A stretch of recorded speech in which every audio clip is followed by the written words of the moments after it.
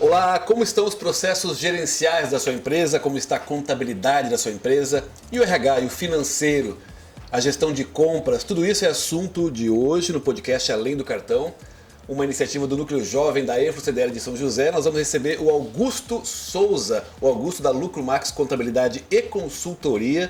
O cara que, aliás, é o criador desse podcast. Hoje a gente inverteu os papéis, colocamos o Augusto como convidado e eu assumi o papel de host ao lado da minha co-host Georgina Matos. Olá, Georgina. Olá, tudo bom? Tudo jóia?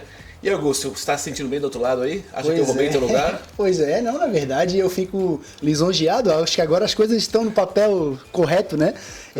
Inclusive essa abertura foi um aprendizado para mim. Eu tô aqui do lado de cá, mas estou observando que quando eu precisar fazer novamente, eu já sei como começar o negócio, né? Ele faz umas perguntas antes de começar, ele tem aquela desenvoltura depois para falar também.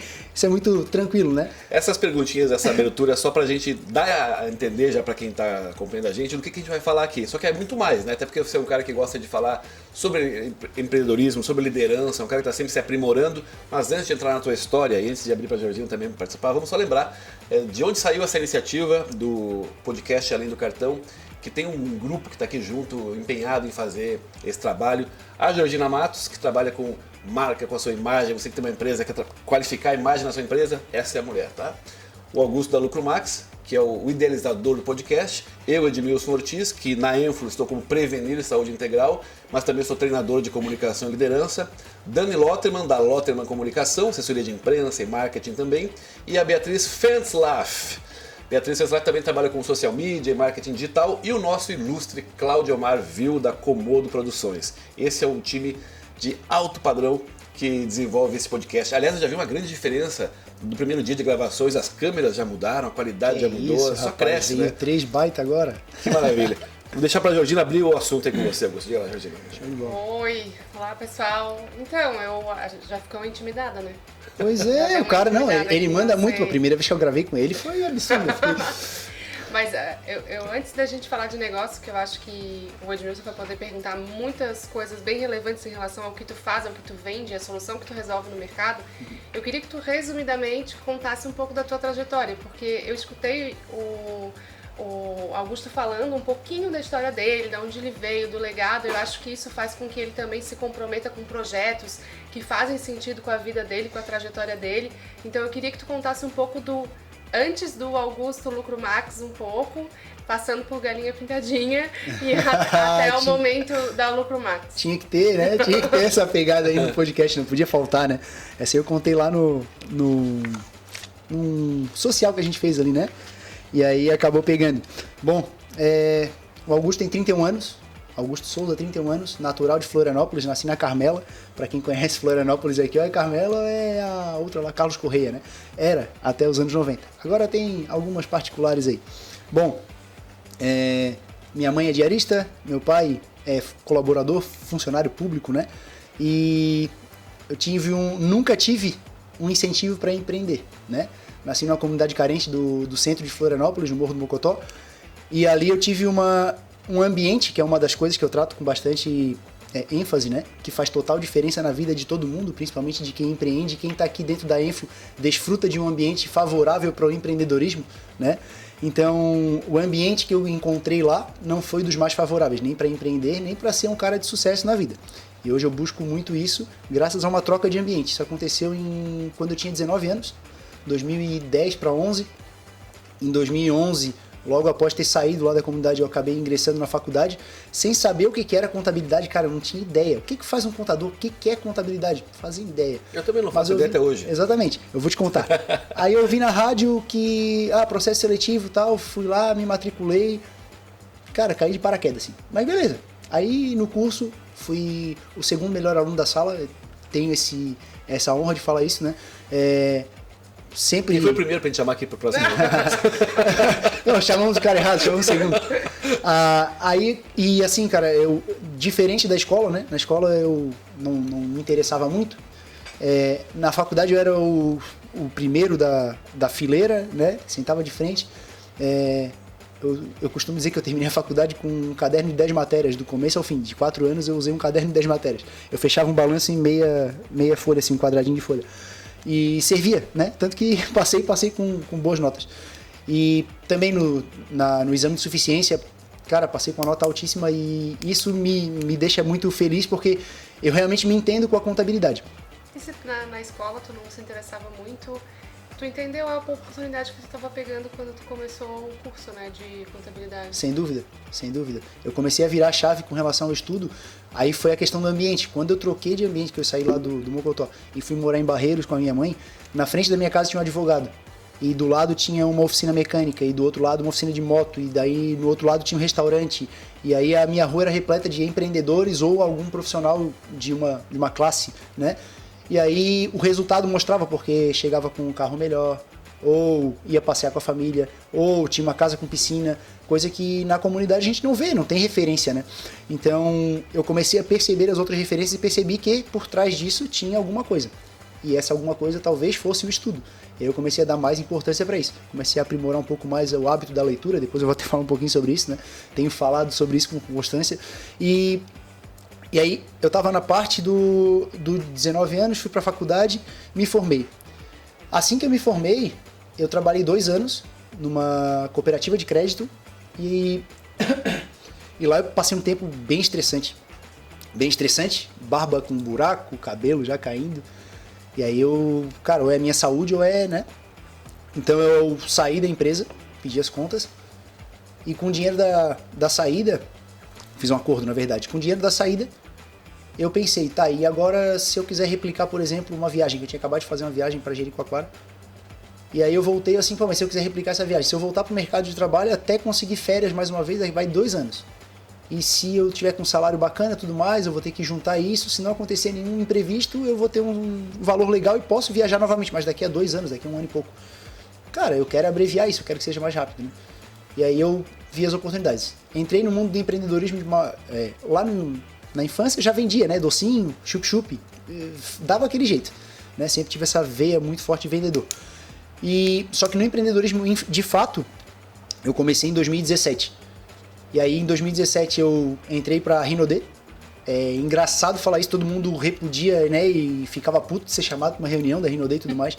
Mas o marketing multinível é a maior escola que eu tive de vendas e de vida e cara, muito forte assim. Porque além de tu vender um cosmético que muita gente às vezes nem acredita, não credibiliza, tu tem que fomentar que aquela pessoa também pode ganhar dinheiro com aquilo, que aquela pessoa também pode a se relacionar. Exatamente. Que aquela pessoa pode ser uma liderança, que aquela pessoa também pode mudar de vida, porque caso ela consiga montar, realmente ser uma boa líder e conseguir montar uma equipe grande ali, ela vai ter retorno disso, né, financeiro. E aí, cara, foi uma escola incrível. Passei pouco tempo, foram 5 meses aproximadamente. E aí eu tava nessa de visitar um monte de gente. Pra queimar o filme. Não. Nessa eu tava visitando um monte de gente e tal. E aí uma dessas visitas eu lembrei de um colega, fui visitá-lo, achei que ele estava trabalhando em algum lugar, mas não, ele tinha aberto a empresa dele. Ali eu me inseri no mercado. Era uma promotora de crédito, fiz uma sociedade, aprendi algumas coisas com essa sociedade. Uma delas foi não ter feito um contrato social. Até hoje tem coisa ainda rolando, né? Então, mas não é o assunto aqui, não é a pauta, né? Mas tá, enfim, aprendi que eu como contador não levei a sério as coisas que eu deveria levar. Que foi, no caso, o contrato social. Foi uma das coisas, né? O fato de não definir um prolabore, o fato de não definir papéis na gestão do negócio. Enfim, outras tantas demandas aí que eu aprendi ao longo dessa jornada aí. Foi 1 ano e 8 meses aproximadamente. Tem uma frase que eu aprendi uma vez com uma formação de consultoria, cabe aqui, acho bem engraçada, que a gente aprende bastante, que de boca só beijo, o resto é no contrato. E é meio isso, né? O cara pode ser teu melhor amigo, tu vai fazer um negócio com o cara, tu tem que botar no contrato. Verdade. Até o casamento. Também. Exato, tudo é registrado, tudo, absolutamente tudo. E aí assim, logo que eu saí ali, eu abri uma pizzaria com a minha esposa, hoje esposa, né? Na época namorada. A gente, por problema de relacionamento entre eu e ela, levamos por 5 meses apenas, mas a vontade de empreender continuava. Aquele bichinho do empreendedorismo tinha picado e não tinha jeito. Eu peguei esse valor e pensei, vou montar uma empresa. Agora vou montar, sei lá, uma franquia, porque vai ficar mais fácil para mim. Já tem processo definido, tem marca, tem cardápio, tem precificação, tem tudo. Tá tudo pensado, eu não preciso pensar em nada, eu preciso executar. E no meu perfil comportamental eu sou extremamente executor. Ou, enfim, comunicador, executor. E aí eu Cara, então tá certo, eu vou pegar uma franquia e vou tocar ficha. Só que o valor que eu tinha não era suficiente, então eu juntei com outro amigo, aí sim, com abertura de empresa, contrato social, tudo bem definido no papel, aquele mesmo erro eu não cometi.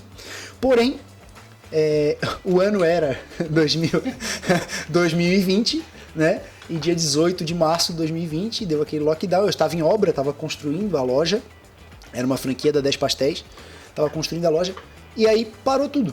Eu toquei a obra na pandemia, quando chegou dia 22 de abril, podia abrir, só que meu ponto era onde? Na UFSC. Cara, a UFSC demorou 2 anos para voltar. Eu consegui ficar com aquela loja aberta 1 ano e 8 meses.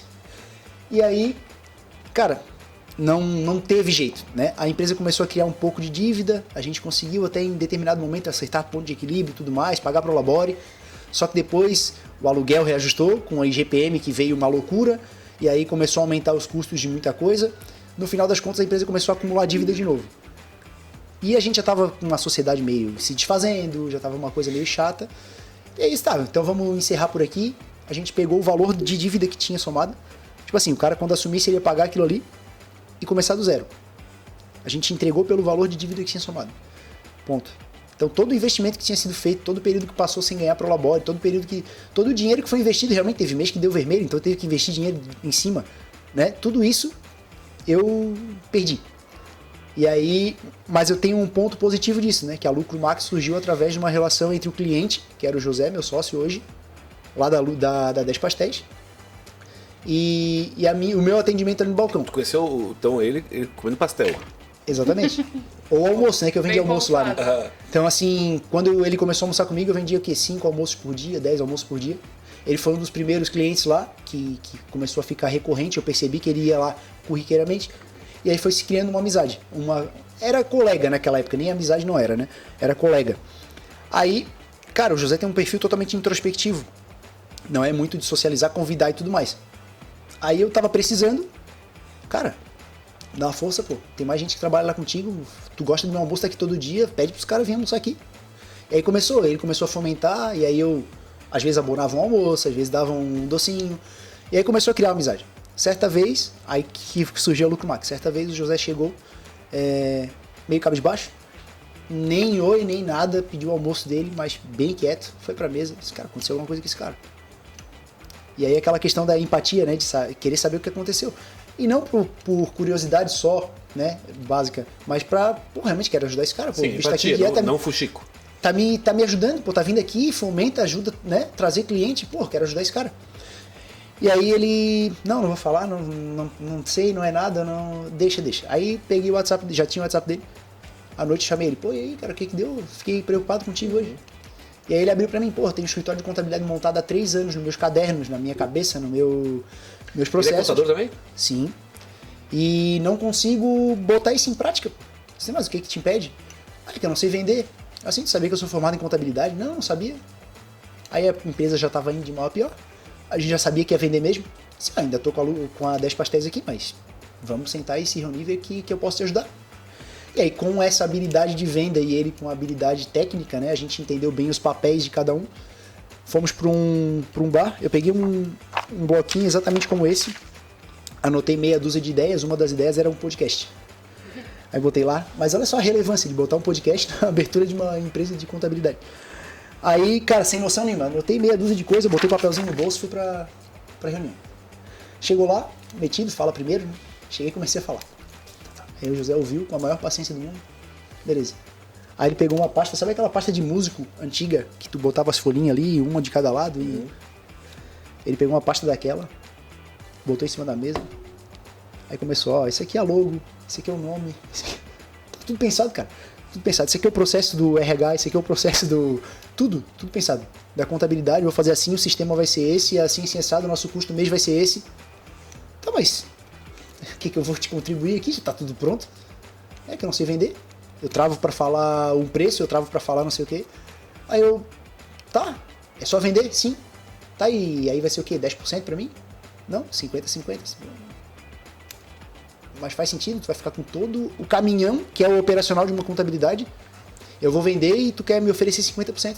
Se não for assim, não tem sociedade. Mas, caralho, da onde que surgiu esse cara, pô? Que visão, sabe? Tipo, aí eu...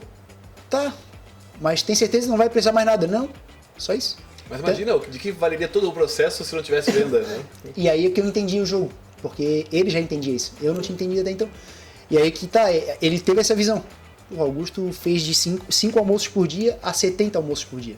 Ele me ajudou com alguma coisa, mas não ajudou levando 65 pessoas. Sim. Então, o Augusto fez isso em 3 meses. Pô, então o Augusto tem um potencial de venda.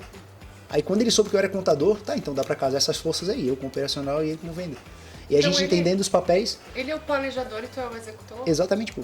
Assim, o casamento da sociedade é esse? Assim? Exatamente. Cara, curioso. Tá, primeiro quer saber a galinha pintadinha. Foi mencionado aqui. Ah, tá. Esse foi antes da faculdade. Não, foi na faculdade, cara. Na faculdade eu pagava a minha faculdade, né? E aí eu decidi, em algum momento, eu saí de um escritório de contabilidade. Assim que eu me matriculei, um mês depois eu estava trabalhando em escritório de contabilidade. Já fui para a área, né? Então desde 2011 eu já trabalho com contabilidade.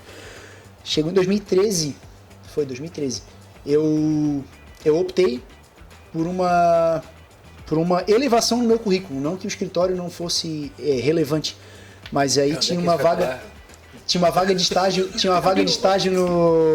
na Eletrosul, hoje extinta quase, né? Enfim.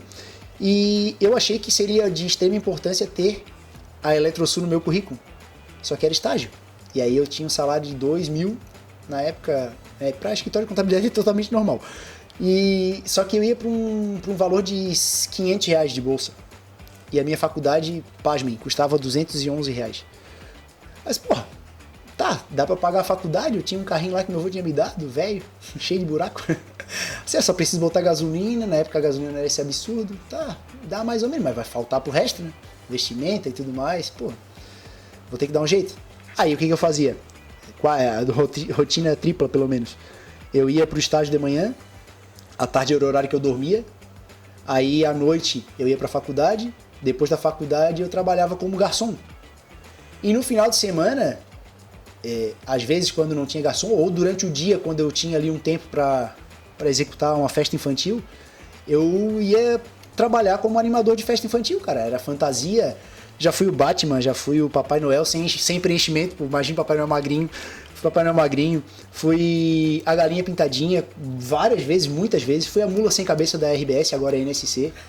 Então, você trabalhou comigo então, já? Cara, devo ter trabalhado.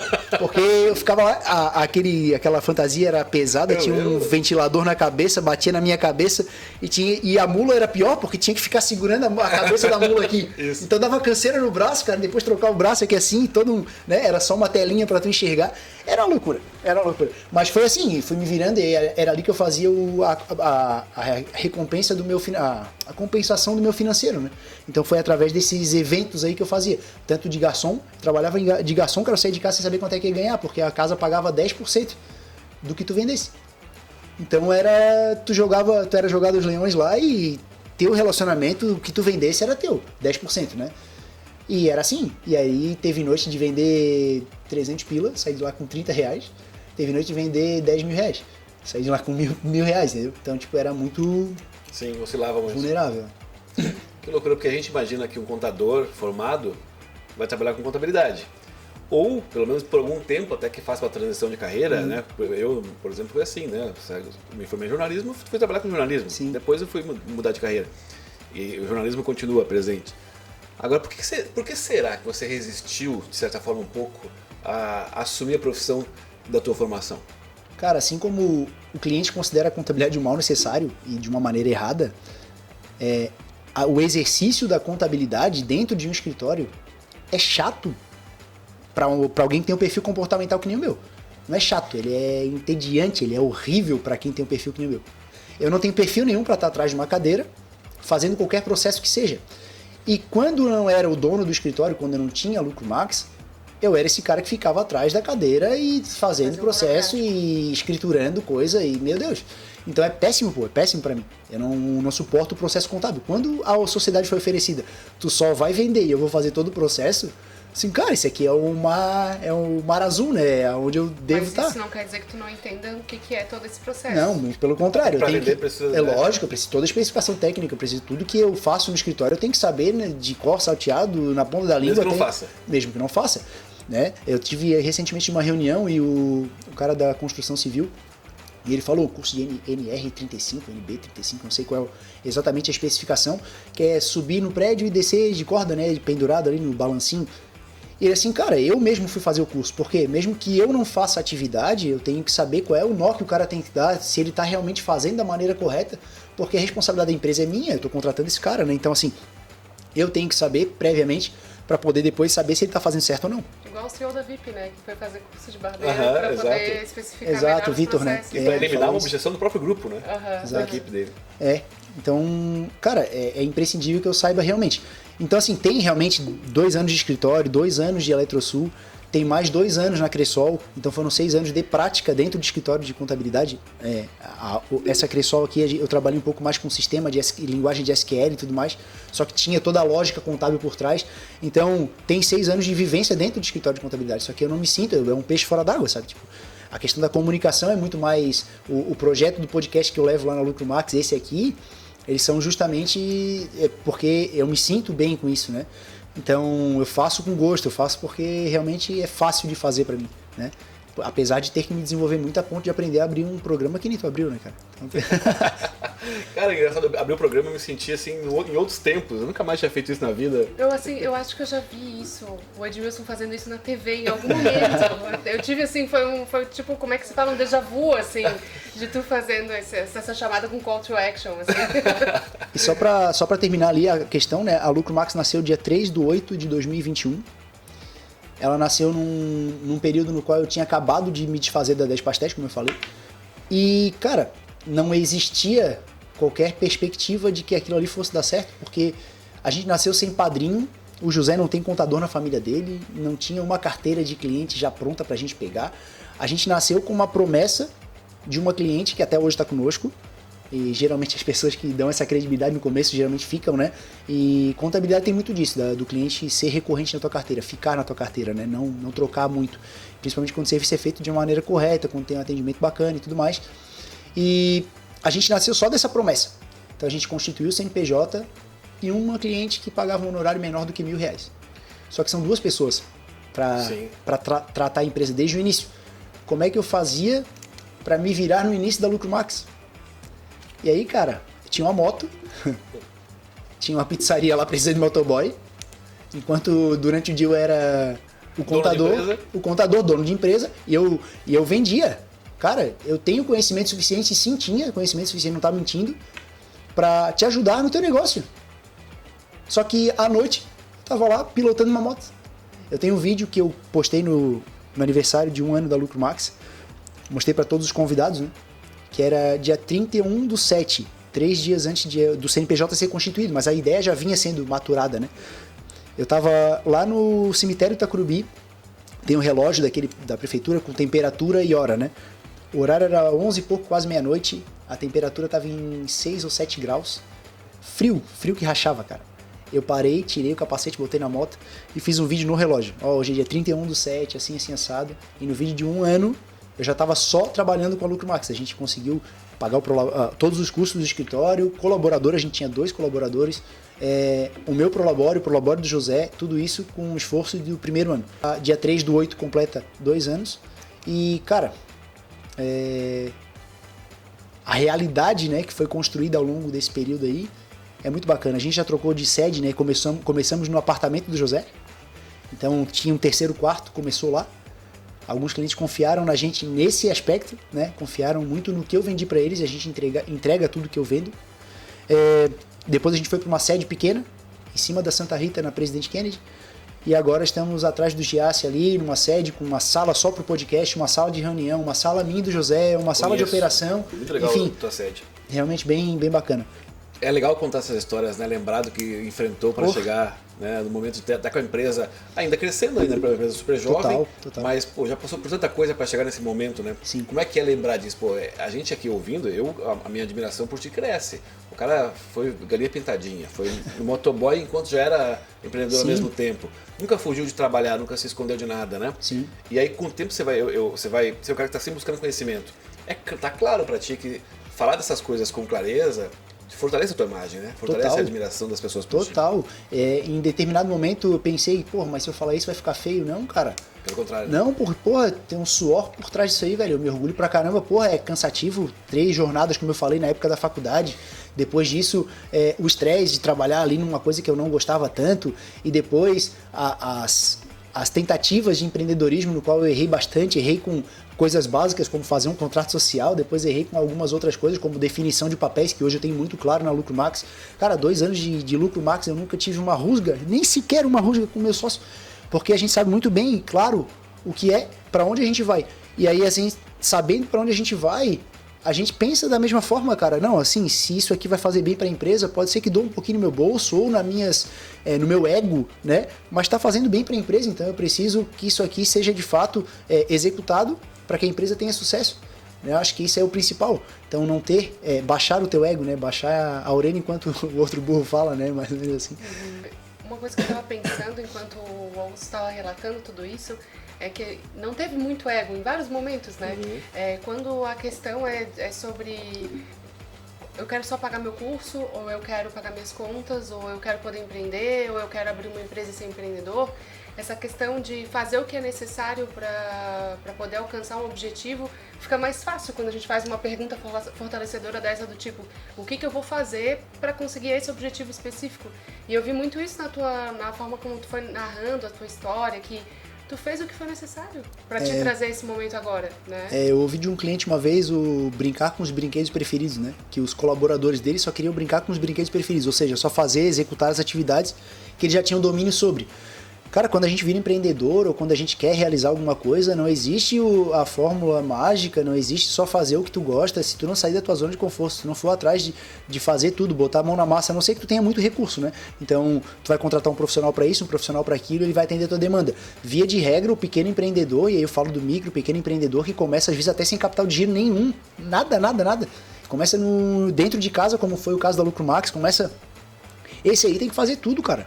Tem que fazer tudo, tem que entender de um assunto, tem que entrar naquele assunto ali, o mínimo possível, o mínimo necessário, ele tem que extrair daquilo ali para começar a executar de alguma forma, cara. Então, não existe essa questão de brincar com os brinquedos preferidos, né? Tem que realmente... Você que gosta de ler também, até quero falar sobre isso daqui a pouco, o Poder do Agora, esqueci o nome do autor, você lembra do nome do autor? Vou apertar vocês aqui. O Poder do Agora. Mas esse cara, ele tem uma frase que é o seguinte: quando a consciência aumenta, o ego encolhe, né?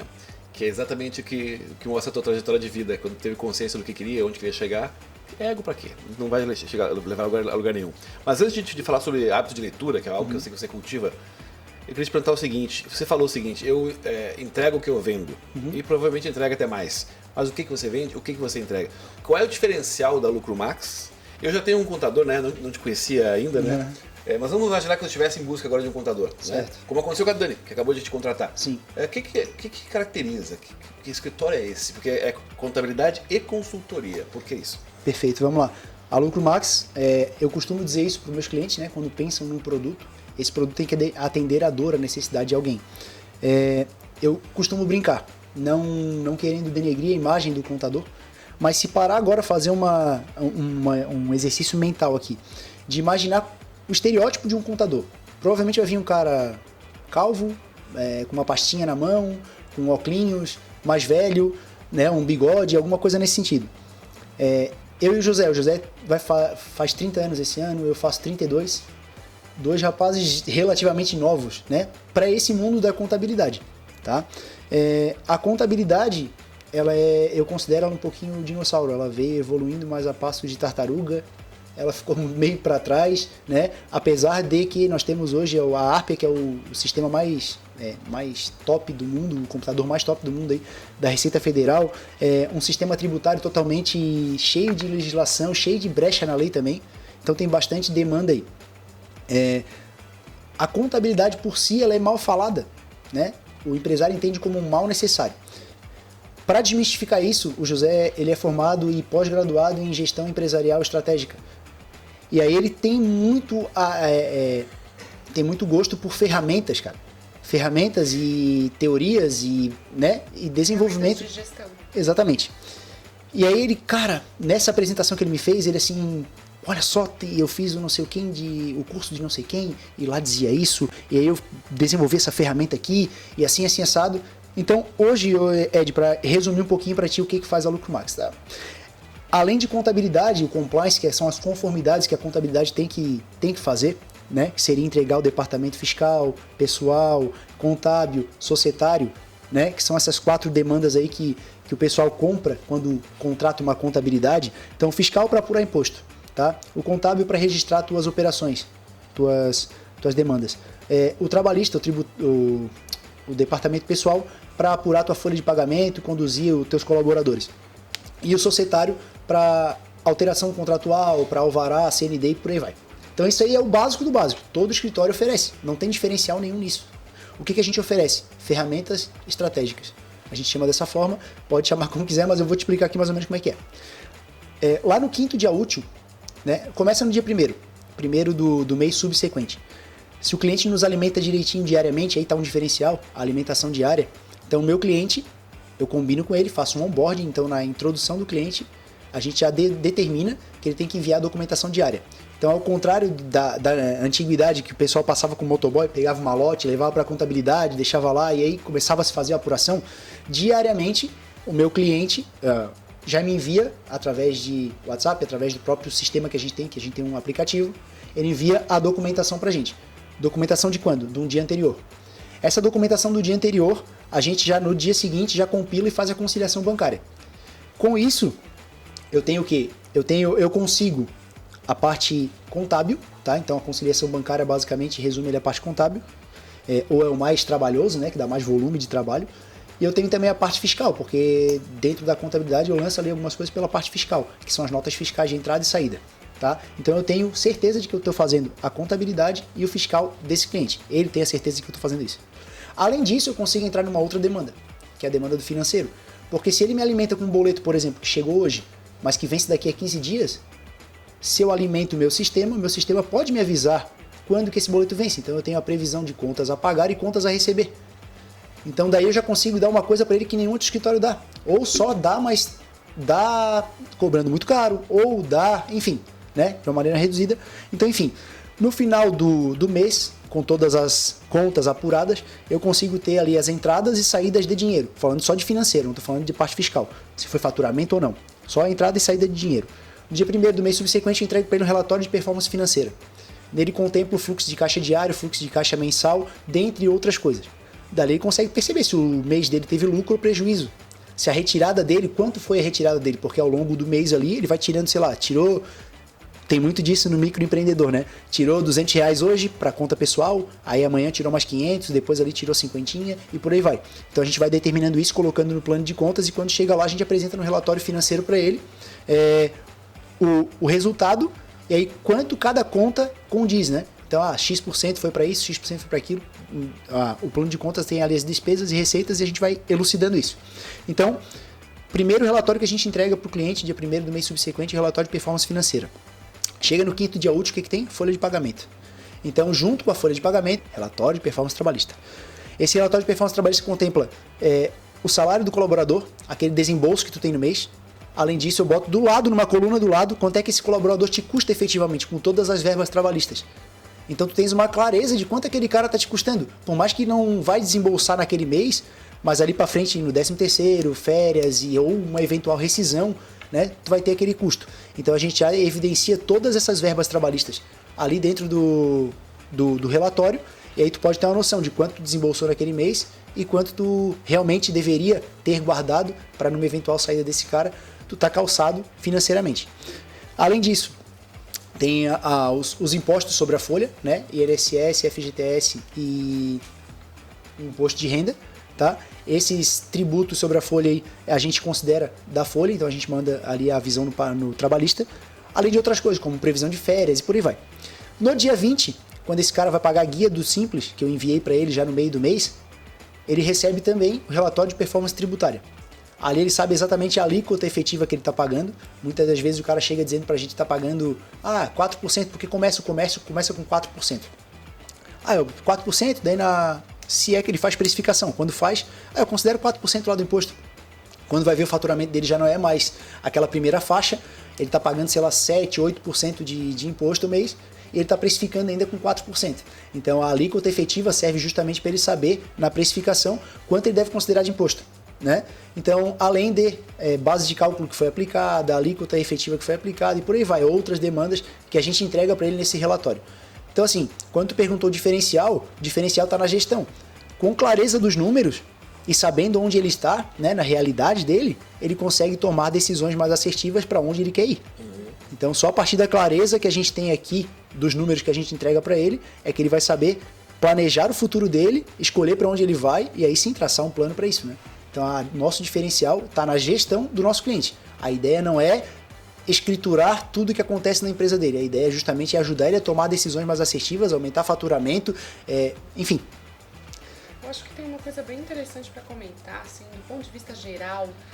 A gente não cresce numa escola entendendo e gostando de números, de financeiro, né? A gente não gosta da disciplina poucos gostam da disciplina de exatas. E aí a gente vai empreender e a gente não nasceu empresário, então tem várias coisas que a gente não passa a aprender para antes, para depois exercitar. E a contabilidade, ela sempre parece uma coisa distante, que a gente não tem contato e que a gente só paga boleto e que é um mal necessário. E eu vejo muito nas tuas falas, que a gente conversou hoje e agora que você está falando, uma maneira um pouco mais fácil de entender esse assunto, fazendo que o empreendedor se aproxime um pouco mais disso, ao invés de repelir esse assunto, porque justamente a gente tem aquela frasezinha velha, né, quem não mede não gerencia, né? E é olhando esses números que a gente começa a tomar decisões melhores para a saúde do nosso negócio, né? Não é só sobre, sei lá, quem tem uma pizzaria, não é só sobre fazer pizza. Sim. Tem todo um monte de outras coisas envolvidas em comprar bem e reduzir custo e imposto e essas questões dos relatórios financeiros para ajudar ele a tomar decisões até sobre contratar ou não, Sim. né? Eu costumo dizer, né, precificação faz parte do entendimento dos teus números, né? Tu vai ter que saber a tua estrutura de custo fixo para saber que na precificação quantos produtos tem que vender para atender essa necessidade de custo fixo, daí tu vai descobrir teu ponto de equilíbrio e aí a partir do ponto de equilíbrio é que tu começa a ter lucro ou enfim, né? Depende muito do que tu mensura como também o custo fixo, né? Se tu não mensurar teu prolabore, por exemplo, já é um erro. Foi um dos erros que eu cometi e que eu ensino todo mundo não cometer mais, né? Então tem que considerar uma estrutura de custo bem bacana, só que para isso tem que ter clareza daquilo que está acontecendo. Não adianta botar um dado falso ali ou, enfim, negligenciar uma informação a título de deixar aquela demonstração favorável para um número ali que tu vai apresentar, sendo que na realidade não vai refletir, né? Então é bem complexo, é bem difícil tu atinar essa realidade para um empresário micro e pequeno empresário. Cara, hoje a gente está desenvolvendo algumas ferramentas, alguns cursos, inclusive, para capacitação do colaborador do nosso cliente, ou até mesmo para o dono da empresa, para o nosso cliente, né, final, para que justamente a gente tenha uma aproximação e ele entenda que tudo que ele gera de informação, de dado na empresa dele, é importante repassar para a contabilidade. Tendo, por exemplo, a Lucro Max do outro lado recebendo esses dados, fica muito mais fácil a gente trabalhar em conjunto, eu ajudá-lo a tomar decisão, fazer talvez um planejamento estratégico. Muito mito na cabeça do empreendedor é achar que o Simples Nacional é a melhor opção. Cara, quanta oportunidade tem no lucro presumido ou no lucro real, depende da atividade que tu estejas inserido, né? Então, às vezes o cara tá ali, aí tá pagando, sei lá, 15%, já tá lá no final já do limite do Simples, 15% de imposto, quando se fosse ver a alíquota efetiva que iria pagar num presumido ou no real, seria, né, dando prejuízo contábil aí, seria muito menor. Então, tem que se avaliar isso, só que só é possível fazer isso com dados, né? Um planejamento tributário exige uma enormidade de dados. E para isso a gente tem que ter uma clareza, tanto do empreendedor lá na ponta, que vai gerar esses dados e tem que compilar de alguma forma positiva, ou enfim, tem que saber como gerir esses dados aí, para que a gente, alimentado, consiga ajudá-lo da melhor maneira possível. Parece tão fácil ele falando, né? Por isso que a gente precisa de um contador bom. Mas eu tô igual a Nazaré, assim, fazendo contas. Eu também, meu Deus, eu quase me arrependi de ser o host do Augusto. Eu comecei a ficar preocupado com a minha empresa. Eu tenho muitos números que eu não tenho no meu negócio. A ideia não é essa, a ideia é conseguir deixar o empresário, eu sempre costumo dizer, né? A gente precisa que o empresário esteja preocupado em ganhar dinheiro, em fazer aquilo que ele sabe fazer, porque se ele abriu uma empresa daquele segmento, muito provavelmente ele veio dali quando era CLT, né, teve uma experiência, ou ele se desenvolveu academicamente, enfim, para aquilo. Então ele sabe fazer aquilo. Quando ele está preocupado com a burocracia da empresa dele, quando ele está preocupado em coisas administrativas ali que não necessariamente em fomentar a empresa dele, cara, ele perde o foco, ele deixa de ganhar dinheiro. Então terceiriza a burocracia, assim como terceiriza, por exemplo, o marketing, assim como terceiriza, sei lá, o financeiro, assim como terceiriza uma série de coisas. Cara, a burocracia terceiriza com a contabilidade, só que para isso a gente precisa de ajuda, entendeu? É só esse ponto. É interessante que você falou de vários diferenciais, mas para mim uma coisa que está muito clara, que você não verbalizou dessa forma, mas eu entendi assim, é que você entende a dor do empresário. Não basta entender da contabilidade do teu negócio, né? Porque você entendendo a dor do empresário fica mais fácil o próprio empresário entender do que ele precisa, de como isso é relevante para o negócio dele, porque senão falta essa clareza. Né? Eu estou empreendendo há 6 anos. Há 2 anos eu tô com a Lucro Max. 4 anos eu tive para errar, cara. E errei, puta, mas eu errei pra caramba. Eu errava muito. Isso te deu repertório para fazer o que faz hoje, né? Exato. Um grande repertório, imagina. Agora, a minha curiosidade é a seguinte. A Lucro Max nasceu já com a tua ideia de um podcast, por exemplo, né? Sim. Coisa que não faz, como você mesmo disse, Não faz sentido. E ainda mais pelo fato de você ter um sócio que é um cara mais introspectivo, mais quietinho, mas que é co-host do podcast. Isso. Aí ele trouxe lá, eu fico imaginando a conversa deles no bar, né? Imagino até que o José não tava bebendo. Não, mas ele também não tava, foi na cafeteria, no bar. Aí ele vem com essas ideias aí, é um podcast e tal, aí o cara chega com uma pasta, tudo organizado. Tá, e aí tu quis validar pelo menos uma ideia toda, tá? Vamos ver tudo como tu quer, mas o podcast não abre mão. Não, assim, até porque o José, apesar de ser muito técnico e tal, ele concorda com essa pegada de marketing e tudo mais, Não, e é aí, inteligente. Ele gosta. porra, o José é Mas fora da curva. falando sério, por que o podcast? E o que tu percebe que isso traz para a imagem da empresa e fortalece a empresa? Bom, vamos lá. Primeiro, eu acho que o podcast ele acaba sendo uma vitrine, né? Quando eu desenvolvo algum conteúdo de valor, como é o caso da gente estar fazendo aqui. E eu posso ter um conteúdo bacana para postar na rede social. E isso gera autoridade. Então, o porquê do podcast é a autoridade, né? Então, gerei através disso. Com isso, eu já consegui me relacionar com muitas pessoas. Se eu tirei cliente, algum cliente lá se converteu pra gente como cliente da Lucro Max através de uma entrevista do podcast? Não, nenhum. Ainda. Isso, mas nenhum. Só que fortaleci laços com muita gente. Por exemplo, já foi meu convidado, já foi minha convidada. Muita gente já foi meu convidado aqui da Enflo, né? Eu basicamente usei todo o portfólio que eu tinha. O Claudio Omar já foi convidado. Então, eu usei todo o portfólio da Enflo aqui. Ainda tem bastante gente ainda. Tem muita gente interessante que só com contato a gente vai conhecendo, né? E para levar ainda lá. E não é a ideia justamente de fazer cliente. A ideia justamente é pegar um gatilho, uma coisa nova, é sugar uma expertise da pessoa e poder aplicar no meu negócio. Eu pego muita nuance, né? Aprendi isso com o José, inclusive, e ele pega muito mais. No ar, o que a pessoa está falando, pô, isso aí é legal para aplicar aqui. Às vezes a gente não sabe como aplicar, mas a pessoa que está lá sabe, porque ela faz. E aí, às vezes, a gente pode, pôr para um laço mais estreito, pô, me ajuda com isso, ou enfim, quanto é que é teu serviço para tu vir aqui fazer para mim? Eu sei que ela faz com competência. Então, a ideia é justamente essa, é estreitar laços com quem talvez eu tivesse uma distância muito grande, talvez fosse mais difícil pedindo para marcar uma reunião comercial. Ali eu tô num bate-papo, eu consigo descobrir muita coisa, entendeu? Estratégia. E aí quando você está gerando conteúdo, você está, entre aspas, problematizando situações que te deixam sempre atento a tudo que pode ser demanda do teu cliente. Né? Exato. Uma coisa que tu deve ter percebido são as dores do cliente. A gente foi a fundo nas dores do micro e pequeno empreendedor, tá? E a gente levantou, e isso não se resume só ao micro e pequeno empreendedor. Tem muito empreendedor que, cara, não tem a mínima noção. Eu costumo dizer, eu sou voluntário da Junior Activement, uma ONG de 104 anos aqui em Santa Catarina, está há 26 anos. Já atendeu quase 1 milhão de jovens. E eles têm um projeto chamado Mini Empresa. Eu costumo dizer que o jovem de 15 anos, 15, 14, 16 anos, essa média de idade aí, que participa da Mini Empresa, um projeto de 12 semanas, no qual ele abre do zero uma empresa e no final ele fecha a empresa e dando lucro ou prejuízo ele compartilha isso com quem comprou as ações. É uma SA de capital fechado.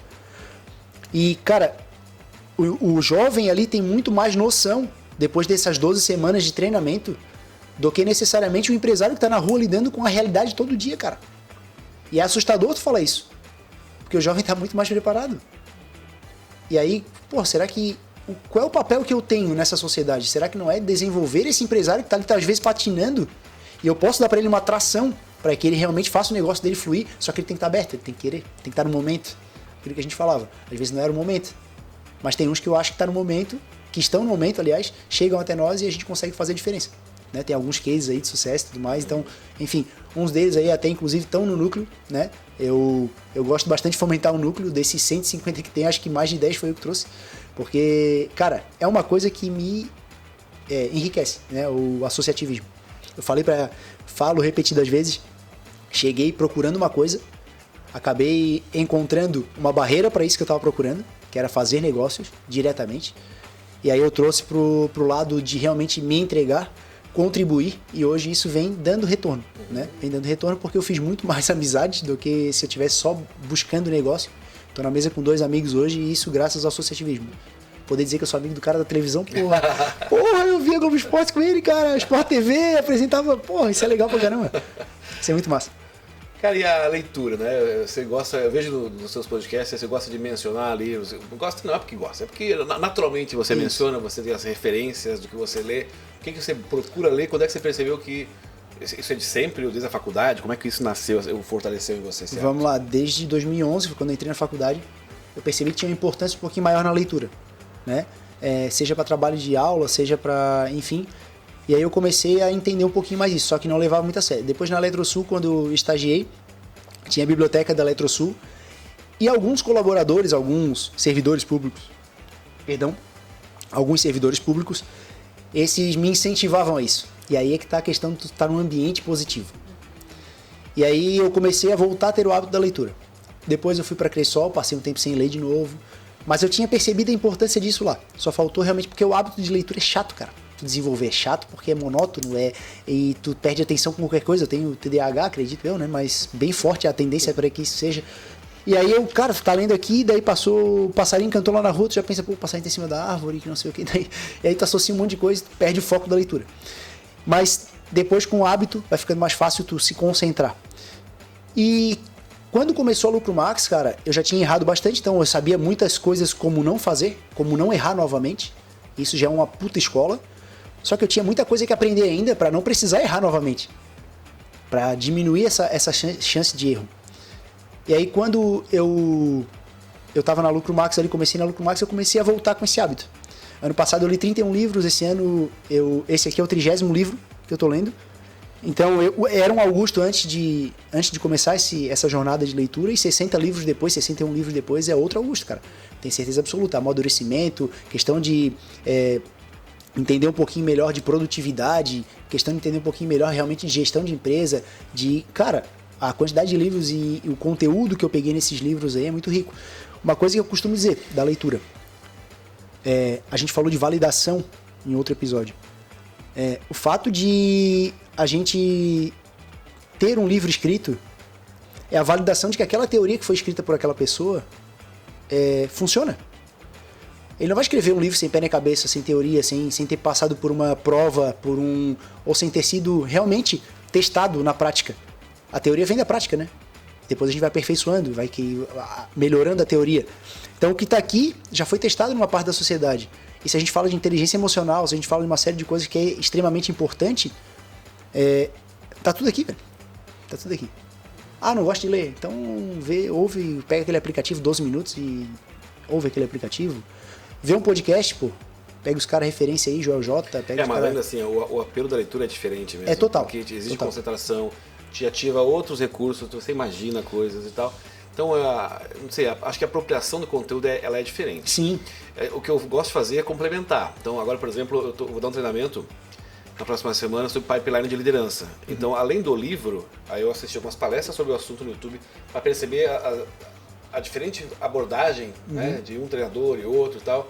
Aí uma delas eu assisti 2 vezes, pô, esse cara tá com uma linha parecida com o que eu pretendo falar. Boa. Trouxe umas pegadas aqui diferentes, incluiu outras abordagens, né, no negócio aqui. Aí a gente adapta para aquilo que eu vou fazer, né? O organograma da empresa é diferente do que eu preciso, mas eu vou complementando. E aí o que me deixa depois apropriado do conteúdo é a sensação de que eu tenho que ensinar aquilo. Então quando eu começar a escrever e estruturar do meu jeito, aí eu entendo, agora esse livro entrou na minha cabeça. Quer ver uma coisa que eu aprendi? Tem que falar sobre ele. Quer ver uma coisa que eu aprendi? Antes eu lia livro e tá, beleza, morreu o livro ali, tá tudo certo. Hoje eu leio o livro e eu tenho um aplicativo. É engraçado, né? Eu baixei um aplicativo Evernote, que é um aplicativo de cadernos, e eu posso dizer que dentro daquele caderno tem várias notas. E aí, cara, eu tenho o caderno livros, e dentro do caderno livros eu tenho as notas de cada livro. Tudo que eu vejo que é interessante, sacadas e insights, e enfim, tudo que eu vejo que é interessante, eu coloco dentro da nota do livro. E assim eu tenho um conteúdo já vasto, gigante, só daquilo que é interessante daquele livro. Então assim eu fiz uma gama de conhecimento totalmente direcionado para aquilo que me chama a atenção, para aquilo que eu realmente aplico para os meus clientes e tudo mais. Tudo através da leitura e de pegar aqueles gatilhos ali e colocar num lugar só que eu consiga ver com frequência. Então a metodologia que eu estou usando para fazer isso me ajuda bastante com relação a, se eu preciso recorrer a um conhecimento que eu sei que está em tal livro, eu não preciso abrir o livro de novo. Eu vou nas minhas anotações, lá eu já tenho tudo. Né? Então... uma coisa que complementa o que vocês dois estavam falando, que eu estava aqui matutando, né? Qual a diferença de ler um livro ou ouvir um podcast? A gente que consome mídia social, porque a gente está dentro da mídia social, a gente vê muito corte, a gente lê muita frase, inspiração, e eu acho que esse conteúdo que roda na rede social, que roda no TikTok, enfim, no YouTube, às vezes ele é muito raso. E aí as mesmas pessoas que produzem conteúdo vão pegando esses conteúdos rasos e o livro acaba sendo uma forma de tu ter um aprendizado um pouco mais profundo. Exatamente, essa é a diferença. Exato. Porque fica meio que todo mundo criando sobre o mesmo tema. O tal do remédio homeopático. E entra um tema na moda. Aí fica todo mundo falando sobre essa palavra, sobre esse tema. Aí agora foi o propósito, aí vem uma outra palavrinha. E ler um livro dá a possibilidade de, beleza, vamos ler um livro sobre planejamento estratégico ao invés de só ler uma frase ou um cortezinho que fala sobre. Aí tu mergulha nesse conhecimento, né? Acho que exige disciplina, mas acho que as recompensas são muito maiores, né? Eu falo com propriedade. São muito, muito gigantes. Só a título de curiosidade, vocês me falaram que queriam talvez entender a contabilidade. E aí, para desmistificar algumas coisas, eu separei um assunto aqui. Na fala da Georgina, e aí é um erro comum, até inclusive, ouvi isso de uma pessoa, um contador, recentemente. Contabilidade é de exatas. Não é. Curiosidade. Não é? Não é. Contabilidade é muito mais interpretação de lei, e aí eu posso colocar, por exemplo, água. Pode ser de uso e consumo, pode ser produto, mercadoria para revenda. Isso já muda a forma de eu classificar. Né? Então eu posso pegar a água que vem da Casan, classificar como despesa. Porque ela passa no meu cano ali, eu lavo a mão e acabou. Eu tenho água na minha empresa? Tenho. Só que ela é usada para quê? É um fim banal, é um fim administrativo, é um fim de atender uma demanda ali que não é meu produto final. Agora, se o meu produto for água, aí já é diferente. Aí já trato ela como custo, porque ela está ligada ao meu produto final. Então, a contabilidade em si, apesar de lidar muito com números e o produto final dela ser um balanço com números, né? Um balanço ou demonstrações contábeis com números, ela é uma ciência humana e não exata. Faz sentido, porque agora eu lembrei do exemplo do bombom, né? Porra. Exemplo do bombom, do leite de colônia, que é aquele que tu passa no rosto pra tirar a maquiagem, a mulherada passa pra limpar a pele, né? Agora é desodorante, pasmem. Era uma loção, não sei o que, agora é desodorante. Muda a tributação. Muda a tributação total. Eu não lembro agora exatamente quanto reduziu, mas reduziu uma pancada. Né? O próprio sonho de valsa, né? Mudou a embalagem e o nome? Virou wafer, é isso? Né? Isso. Assim como tu vai numa rede hoje McDonald's e tu vê que não é mais McDonald's sorvetes, é sobremesas. E aí também tem uma jogada tributária por trás. Então tudo isso tem a ver com a expertise da contabilidade. Quando eu classifico um produto como wafer não chocolate, como sobremesa não sorvete, eu tenho alguns benefícios. Então eu posso supor, Augusto, que existe uma diferença entre uma contabilidade que dá checklist, dá check em tarefa, tipo, eu tenho que fazer, sei lá, conciliação, fluxo de caixa, te passar o DRE no final, e uma contabilidade estratégica, porque isso de mudar o nome do produto para entrar em outra é uma estratégia, né? Sim. E tudo que tu tá falando aqui de diferencial é dar mais números, ensinar o cara, dar possibilidades diferentes dele ver o negócio dele. Eu acho que aí tá um pouco do diferencial. É uma visão um pouco mais estratégica da contabilidade ao invés de uma visão de cumprir tarefa. Total. Eu presto um serviço, eu cumpro uma tarefa, acabou. E aí ele não tá tendo as possibilidades que talvez um serviço mais estratégico ele teria, né? Na nossa apresentação, a primeira, na capa, né, tá escrito lucro max. Aí tá lá, compliance, gestão e resultados. Compliance, como eu falei, é tudo que as outras contabilidades fazem. Tu contrata uma contabilidade, ela vai te dar Departamento societário, fiscal, contábil e pessoal. Os 4. Ela vai te entregar tudo. Umas vão até cobrar pelo societário. Mas, além disso, aí eu costumo fazer uma analogia.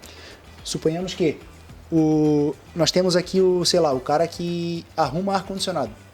Ele pode ter feito um cursinho, ele tem lá a moto dele, o carro dele, sei lá. Ele vem aqui, limpa o ar-condicionado, não deixa pra ti o contato, até tu conseguiu achar de alguma forma, pode ter sido uma indicação e tudo mais. Não deixa o contato, não cola um adesivo no teu ar-condicionado, enfim, não limpa quando acaba. Esse é um cara que é prestador de serviço. Nós temos também a empresa que faz a limpeza ou instalação de ar-condicionado. Ela deve ter uma frota, ela deve ter uma pessoa lá que cuida da agenda, ela deve ter uma outra estrutura por trás. Muito provavelmente esse cara se importa com o uniforme dos colaboradores, com a segurança deles caso tenha que usar uma cadeirinha para mexer no lado de fora da instalação, com a limpeza do ambiente depois de executar o serviço. E aí assim, a gente tem uma empresa de ar-condicionado. E é diferente. Lidar com um prestador de serviço, aquele cara que não se atenta aos detalhes, que nem sequer talvez tenha um CNPJ, talvez tenha um MEI, e com aquele cara que já identifica a empresa dele como uma empresa realmente. Na contabilidade não é diferente. Eu não estou aqui para julgar qualquer contabilidade que faça de outra maneira, seja só um prestador de serviço. Tá tudo bem, também funciona, é o compliance, tá tudo certo, ele está entregando o que ele precisa, né? Só que, se eu quero algo a mais, eu tenho que tratar minha empresa com algo a mais. E aí foi onde a gente pensou, eu não quero ser um prestador de serviço contábil. Quero ser uma empresa de contabilidade que ajuda os clientes realmente com o que tem na mão, com os dados que tem na mão, a elevar o nível deles, né? Eu tenho cliente que na nossa carteira, com o nosso auxílio, saiu de 20 mil reais de faturamento para 100 mil reais de faturamento. Então, isso é um diferencial que a gente tem, né? A gente trouxe uma cliente com a tributação de 25% para 6%. Caramba! É um regime tributário diferente, a gente aproveitou a janela do Simples Nacional, conseguiu regularizar toda a empresa dela e trazer para o Simples Nacional. Tem clientes que pagavam 17%, agora estão pagando 6%. Tudo isso por conta de brecha, né? Tal do fator R, que é uma coisa que pouca gente conhece, mas enfim, pouca gente, eu digo, os fator empresários. R é algo que não faço ideia. Fator R resumindo, tá? De rico. Não, fator R resumindo, que pode pegar muita gente do nosso núcleo, por exemplo, né? Prestadores de serviço. Principalmente prestador de serviço intelectual. Então, vamos falar de psicólogo, podólogo, enfim, sim, alguns prestadores de serviço, fisioterapeuta e por aí vai. Educador físico, boxe de crossfit, boxe de academias e por aí vai.